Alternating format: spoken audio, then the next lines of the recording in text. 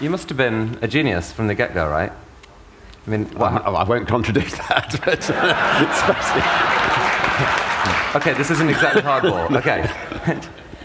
they weren't you just terrible at school? I was dyslexic. I had no understanding of schoolwork whatsoever. I certainly would have failed IQ tests, and you know, it's one of the reasons I left school when I was 15 years old. And if I'm not interested in something, you know, you know, I don't grasp it. As somebody who's dyslexic, you also have some quite bizarre situations. I mean, for instance, I've had to, you know, I've been running the largest group of private companies in Europe, but haven't been able to know the difference between net and gross. And so the board meetings have been fascinating. And so, you know, is that good news or bad news? And generally people would say, oh, well, that's bad news. but just to clarify, the $25 billion is gross, right? That's gross. Right. Well, I hope it's net, actually, having fun.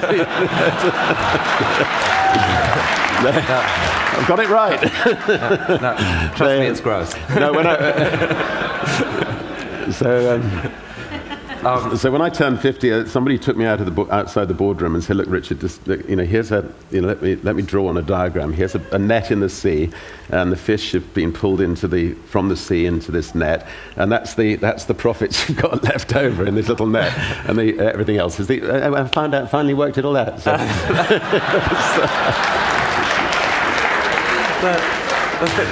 But I mean, at school, so as well as being, you know, doing pretty miserably academically, but you were also like the captain of the cricket and football team. So you were kind of you're a natural leader, and but just a bit of were you a rebel then, or how would you? Yeah, I think I was a bit of a maverick, but I was fortunately good at sport, and.